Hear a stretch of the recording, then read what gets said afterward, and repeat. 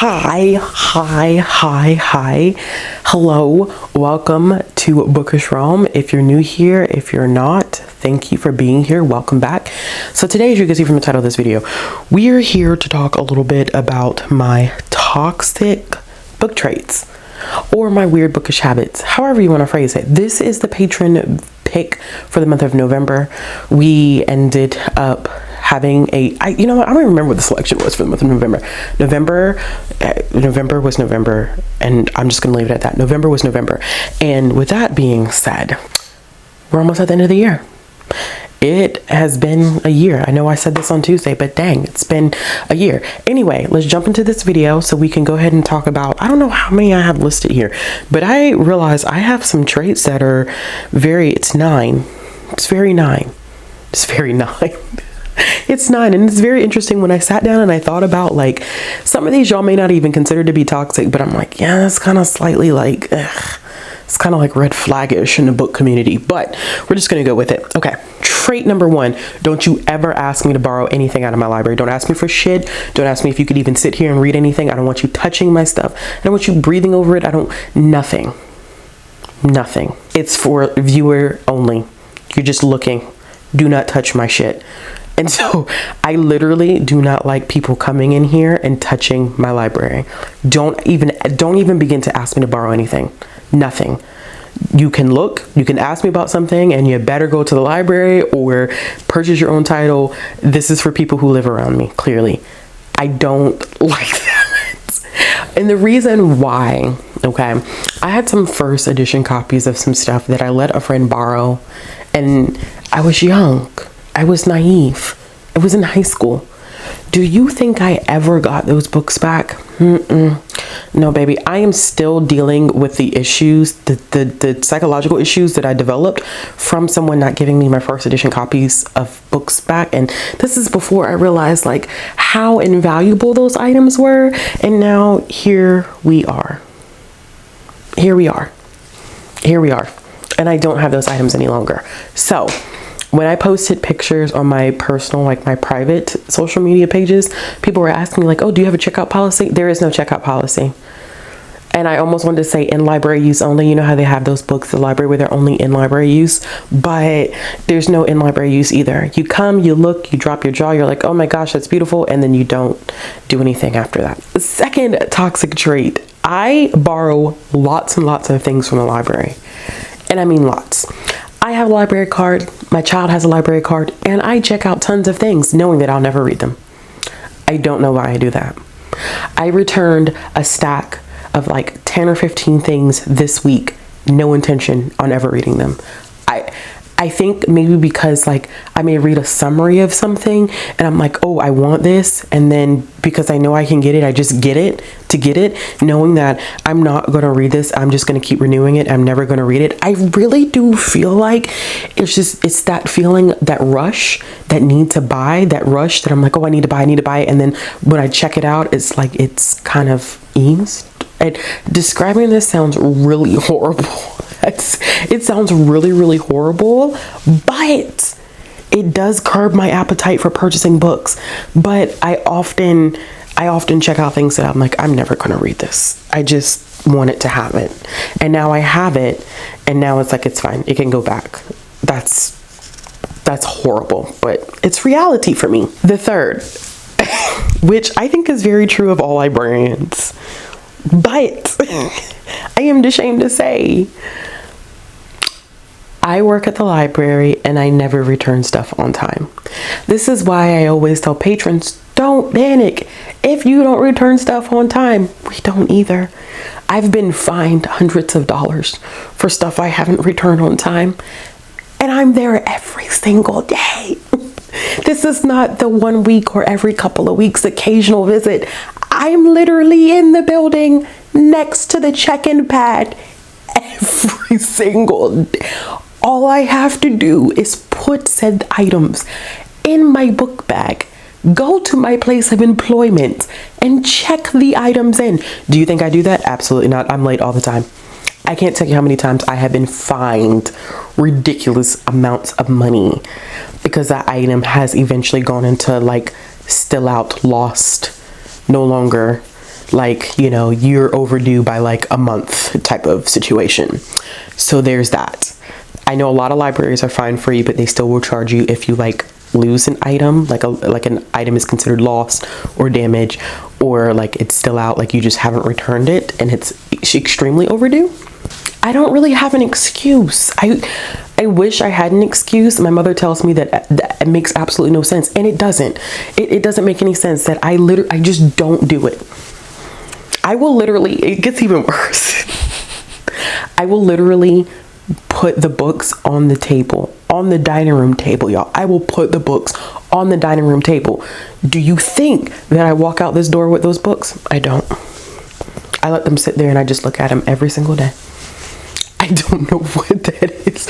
I need to figure that out because I genuinely don't know what that is. This next one should be of no surprise to anyone because I feel like I've said this so many times on my channel. I intentionally do not finish the series. I intentionally don't finish series. I need to do a video where I talk about how many series I'm currently reading because I think that would be fun for all of us to see how ridiculous this has gotten. I start series because I like the idea of being in this massive world and I never finish it. And to be a completionist and to be a perfectionist as a Virgo, it's a very conflicting thing. Especially if the world is good and the books are really, really good. Oh my gosh, you can't pay me to finish it. I literally, y'all, I will literally read books in a series over and over and over again, but I will not read that last book. I don't know. I wish I had the words to describe what that is. I think really honestly, it's the fear of letting go and knowing that like once I finish, I get no more, especially if I'm like in love with the series, which is why I haven't finished the Fallen Kingdom series. That is actually a really good example. So I have read most of the Fallen Kingdom series as well as the spinoff series, but the third book in the spinoff got canceled, which was supposed to be the book that wrapped everything up together. And it was supposed to be, you know, the final conclusion, even though there were two separate book series. And so part of my spirit's like, I can't do it. I can't finish it. The same thing with The Diviners. Love that series. I've read those books. Two of them I think I've read twice. I have the fourth book. I can't do it. It is literally like a barrier where I'm like, I can't do this. I can't finish it. I don't know. Now, this is something that a lot of people don't know, but if you paid attention, you probably would have picked up on it at some point. I always say, or I have said in live shows before, spoilers don't bother me. I'm okay if I'm spoiled. It's not a big deal if I'm spoiled. It's fine. It's okay. It's not a big deal. So when I'm reading a book that's like super intense and it's like the action is reaching this climax, I may or may not skim forward to see what happens. I do the same thing with movies. I will go to Wikipedia and read the entire plot of a movie before I go and see it. Or while I'm watching the movie, I will literally read an entire spoiler thing on Wikipedia. I don't know why. I think not knowing and not being in control bothers me a lot, especially in intense situations. I get very anxious, and so it kind of helps for me to just know what's going to happen. But I'm also like that in life where like I feel the need and the essence to know exactly what's going to happen, and the reality of the situation is I can't always know what's going to happen, and so I panic when I don't always know what's going to happen and I'm not in control. So I'm not surprised that it kind of translates into how I do the book thing. Like, but yeah, if you ever wonder why I'm like, spoilers are just not a huge deal to me, it's fine. Like, I'm fine with it. It's because I spoil myself all the time. Little fun fact you may not have known. Okay, I think a lot of people may feel the same about this one, but I go to library book sales and I intentionally make excuses to buy books because they're cheap. And I validate this by saying, I'm never going to get these books this cheap. I'm never going to get these books this cheap, knowing good and damn well I'm not going to read them when I buy them. Not that I won't ever read them, but they're not going to be read instantaneously. But I justify doing that because it's like I can get a whole series. Like I got the Fable Haven series, y'all. I haven't even read the first book. I don't even know if I'm going to like the damn series. Okay? I don't know that. I don't know that. I've heard great things, but just because I've heard great things doesn't mean that I'm going to think great things and have the same reading experience as everyone else. But books 2 through 5 were $2. I got the rest of the series for $8. Don't mind me, I did have to count on my hands just now. Just count on my hands. I got the rest. I don't think there's a book 6. I think it's just 2 through 5. Anyway, either way, if there's a book 6, $8 to $10 for the entire middle grade fantasy series. You ain't never gonna get a series that cheap like that. So why not buy it? Now, am I going to read the series in the next year? Probably not. The whole series? Probably not. But the point of the matter, the point that remains is that I will never, ever, ever get those books that cheap and in good condition. I have to, that's my excuse. Those are the excuses I make knowing good. Actually, A, do you have the space? B, do you have intentions of reading these in the next 6 months? And the answer is no to either. But one day I just might pick up that series or pick up that book, and I will regret it if I don't get it for $1 right now. I will regret my decisions and not getting it when I see it. It's toxic. This is just a toxic way of thinking. Listen, my currently reading on Goodreads is, it's horrible. And let me tell you why it's horrible. This is kind of like a multi-layered one. I cannot mark a book as read unless I'm getting better at this. I'm getting better. I cannot mark a book as read until I have reviewed it, until I'm ready to sit down and write a full-length review. So what ends up happening is I have like 50 something books in my currently reading, and then life gets hectic and life gets busy, and then I'm not able to write all the reviews that I need to write. So I'm still currently reading books from July of this year. Am I still currently reading those books? Absolutely not.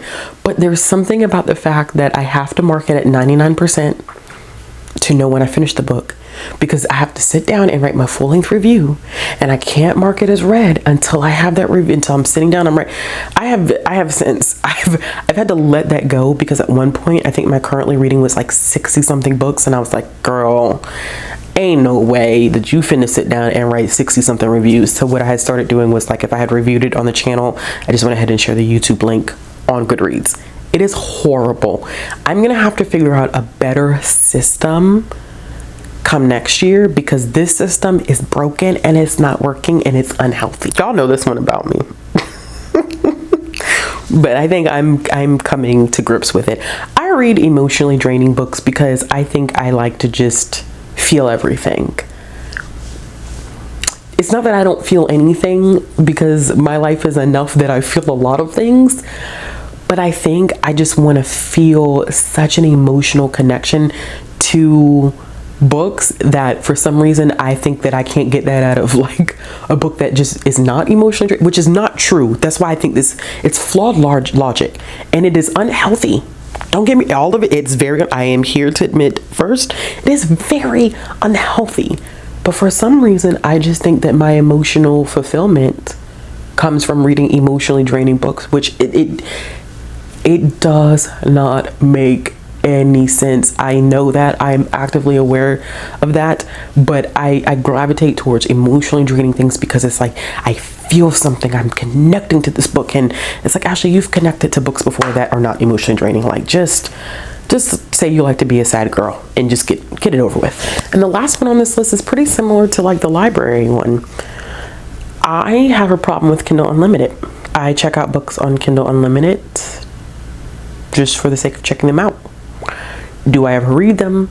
No, but is the idea of my Kindle filled up with Kindle Unlimited books that I've been hearing about and want to read? Like, I can have somebody, like, they're talking about a book that they read on KU, and I instantaneously will go check it out, and it'll sit there for like a month and I won't ever pick it up. It's just that instant gratification of being able to go online and click buy or check out for Kindle Unlimited, and I get it. It's an instantaneous rush of being able to own something the moment that I own it. I guess because I think that I spend a great portion of my life too, like everything that I want I can't always get and own, and it's just not healthy, like, because it's just not a healthy way to think. But I realize that I've been doing that with KU too. It fulfills that urge of wanting to buy stuff when, like, financially I can't. I mean, granted, I do pay for the Kindle Unlimited subscription. Yes, I do use it, but I have found myself lately like checking out books just because it gives me a rush to do it. It's that need to purchase, that buy, that capitalistic consumerism thing that we have going on here. Once again, I know these things are not healthy. That's why it's toxic book traits, weird book behaviors, whatever. All right, y'all, in the comments below, let me know what are some of your toxic book traits or your weird reading things. Weird is kind of like a very, I don't know, it's a subjective word, because what I may think is weird really may not be that weird. So any book traits that you find that are kind of like, this is probably not healthy, let me know in the comment box below. As always, if you like this video, give it a thumbs up. If you want to see more content from me, click the subscribe button, hit the bell for notification. Looking for ways to follow me on social media, support the channel, the links will be down in the description box below, and I'll be back with another video soon.